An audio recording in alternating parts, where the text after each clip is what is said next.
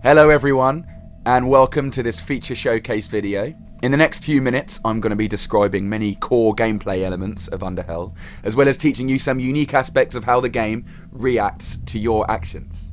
So, let's get straight to it, because we've got a lot of ground to cover. Man, if I had known that, I'd blown up the door and rappelled down earlier. First and foremost, let's talk about the new HUD. Although the visual aspect is not final, the functionality is. And I need to talk to you a little bit about it so you can understand why Underhell puts so much emphasis on survival. So, in the lower left you can see health and armor. Pretty self-explanatory, but you can also see a red horizontal bar as well as a blue vertical bar. And again, I repeat, the visual aspect of the HUD is not yet final. So, what do these do? Well, the red bar is not very new. It's the stamina bar, similar to the one in Half-Life 2, except that in Underhell, many new actions also cost stamina, such as sprinting, jumping, hitting with a melee weapon, kicking, or staying underwater.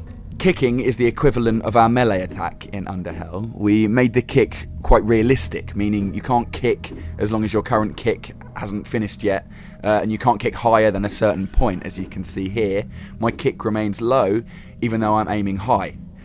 The kick damage is also modular based on your movement speed, meaning that a sprint jump kick will most likely take down an enemy as opposed to a stationary kick.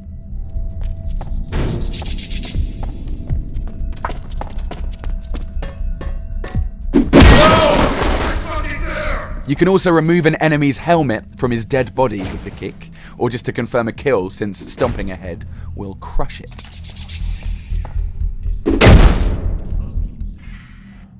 Kicking also comes very handy when you want to quickly open a door, as you can kick doors, in which case they open very fast, obviously. It's also a great tool to clean a room, because if an enemy is standing behind a door when you kick it, he'll suffer the consequences. So what's the blue bar? Well, the blue bar is what we call the endurance. It represents the character's overall state, which includes hunger, thirst, and fatigue. As you can see, while my stamina is refilling, my endurance is slowly going down. So it's a very important aspect of Underhell, as it controls many things in the background, such as how quickly the stamina is depleted and refilled, how quickly the player can heal from bleeding, or how likely the player is to get a high bleeding effect, which is something we'll talk about in a little bit. There's multiple ways to refill your endurance, of which you can eat or drink the different food and beverages items hidden throughout the game in logical locations, meaning cantinas, kitchens, cafeterias, and refrigerators. But beware, because every item in the game spawns randomly from a list, so you won't necessarily find items in the same locations in multiple playthroughs. Also keep in mind that not every food or beverage will refill the same amount of endurance. A choco bar, for example, will refill less endurance than a sandwich. Or, for example, the Power Punch, which is our energy drink in Underhell, will refill half of your endurance. So keep an eye out for those little blue cans, as they're pretty rare and pretty darn useful. So, now let's talk about the bleeding system. In Underhell, when you have less than 10 armor, every time you get damaged there's a random chance of getting a bleeding effect, which you can notice with the little blood drop icon next to your armor on the lower left. The less endurance you have, the more likely you are to get a higher bleeding effect. The more opaque the bleeding icon is, the more you're bleeding, so you'll slowly lose health over time, as well as leave bloodstains where you go. If you sprint, jump, or move around too much, you'll lose health faster than if you walk or stand still. The bleeding effect will slowly decrease over time, based on, once again, your endurance level. So sometimes if you have a lot of endurance and a low bleeding effect, it might be a better idea to just stand still and wait till the bleeding stops. In other cases, you can use a medical spray to recover a small portion of your health, as well as reducing the bleeding effect by half. Or you can use a bandage, which will heal the bleeding effect. The first aid kit also heals any bleeding effect, along with recovering a good amount of health. But health kits are much more scarce than the other medical items in the game. Speaking of which, although all the medical items are placed in logical locations, such as medical lockers or closets, finding one of these does not guarantee you'll find goodies inside. For every chance of an item spawning at a location, there's also a chance for nothing. Now that we've got some of the core features explained, let's talk a little bit about the new gear in the game. The handheld flashlight, for example, is a new addition in Underhell, which will require you to use a one-handed weapon in order to use. All melee weapons and some handguns are one-handed, but most weapons are in fact two-handed, which do not allow you to use the handheld flashlight. As you can see when I turned the flashlight on, a battery icon popped up in the middle left side of the screen. This icon indicates how many batteries you currently have and how full the battery you are currently using is. It's important to keep an eye on this icon because when you run out of battery, your flashlight will flicker and it will become hard to see. Now, we took care of never leaving the player in total darkness, so even when your flashlight is completely out of batteries, you can still sort of see with it. It's just not a good position to be in. Later on in the game, you can unlock the shoulder flashlight either by finding it in the world as an item or as a reward for a side quest. This new flashlight not only consumes less batteries, but since it's placed on your shoulder, you can use it with two-handed weapons as well. We have other light items such as the Flair, which is also left-handed, meaning you can only use it with one-handed weapons. But you can also throw the Flair, which will ignite any enemies you throw it at, or you can also use the secondary attack button to swing the Flair around, and if you hit an enemy with it, it will once again ignite them on fire. Flares last about 90 seconds, and the sound they emit attracts nearby enemies, so it's not a good sneaking tool. If you want to be sneaky, I recommend using the glow stick, which is a very handy tool in this game. Not only do the glow sticks last about 3 times longer than the flares, but they also aren't handheld, meaning you can just crack a stick and a rather small radius of light will be emitted from your position, allowing you to remain undetected while also being able to see where you're going. You can always drop the glow stick as a physics object and later pick it up. Now, let's talk a little bit about the weapons and aiming system. Underhell features free aiming, which means that your weapon is not always centered on your screen, which adds a bit of difficulty in landing headshots, a one-hit kill for any enemy not wearing a helmet. Learning to aim correctly in free aim can be tricky, unless your weapon comes equipped with a laser sight, like the SOCOM here. However, it's possible to go into iron sights mode with the press of a button, which will center your weapon and allow for very accurate aiming, but be warned that your movement speed will be drastically decreased. Some weapons also come equipped with a scope that, as you can see, is fully integrated within the weapon's model. No cheap zoom with an overlay here. The actual zoom is within the actual weapon, which you can see more accurately by going into iron sight. Keep in mind, however, that firing weapons is not always the best route to take, since all enemies nearby will hear combat sounds and, of course, investigate them. Sometimes it's better to either use melee weapons or silenced weapons if you manage to find silencers in the game. But it's also possible to play most of the game by just sneaking around and avoiding combat altogether, which is also a very fun approach that we greatly encourage by placing lockers to hide in or alternate routes such as vents and hidden passageways.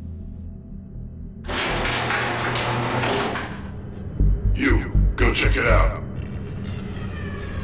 There's no one here. What? Are you sure? Yeah, it's empty. Damn. Alright. Everyone back to your patrol. Stay sharp. Speaking of sneaking around, certain areas of the game will give you a contextual option to whistle and therefore distract the enemies that will come to investigate the location of the noise. A very handy tool to flank enemies or to try and lure them somewhere to take them down quietly.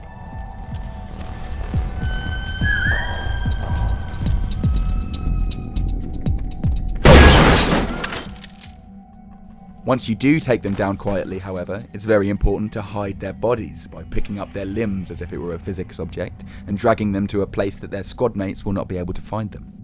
Even though enemy soldiers in the game will not be able to recognise dismembered limbs and bloodstains due to the state of the environment, they will, however, be able to spot fallen comrades, in which case they'll go into a state of alert and scan the area. We got a man down! Shit! Is he dead? Once too many bodies have been found, even if you haven't been detected, enemies will call for backup, which will bring an additional wave of enemies into the level, equipped with riot shields and heavier weaponry than the standard patrols. Enemies will also call backup during combat if they realise they can't take you down on their own.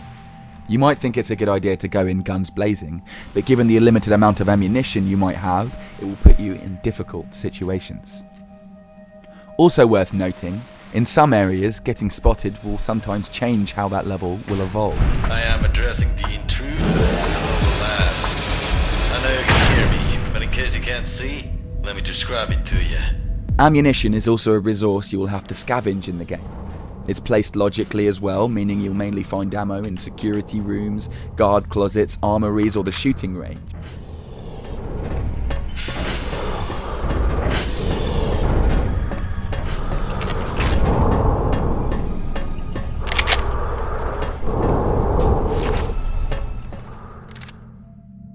Ammo will be easier to find in the safe rooms, where some of the game's characters will be restocking it from time to time.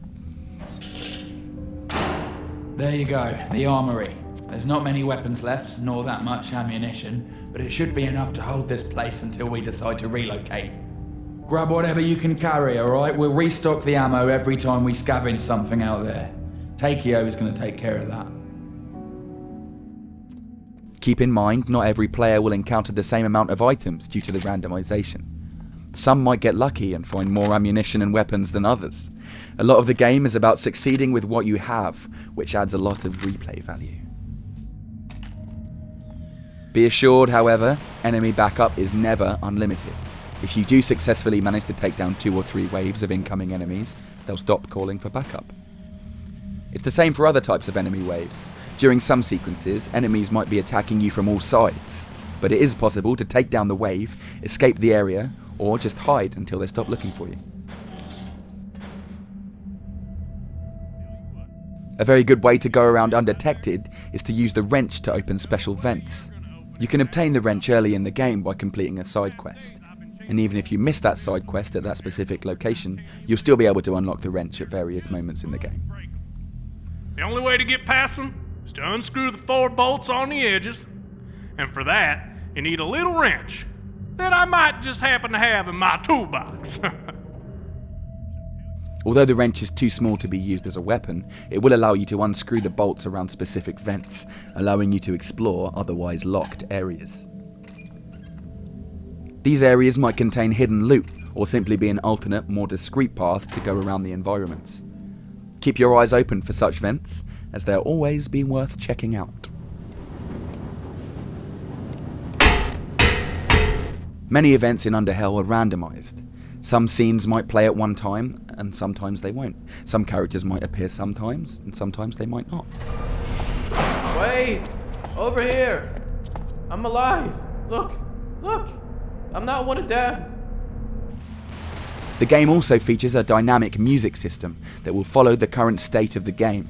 Whether you're peacefully exploring or in combat or escaping from enemies, the game will follow the events with original music and cues to ensure full immersion.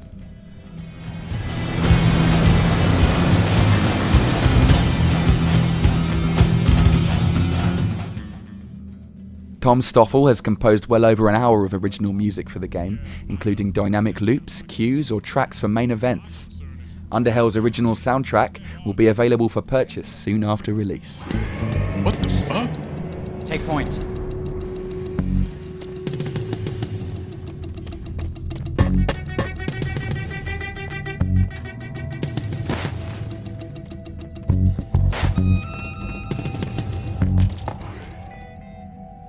All these different features and elements make Underhell a very unique game, we think, and there's still many features that we haven't even talked about yet, that you'll discover eventually.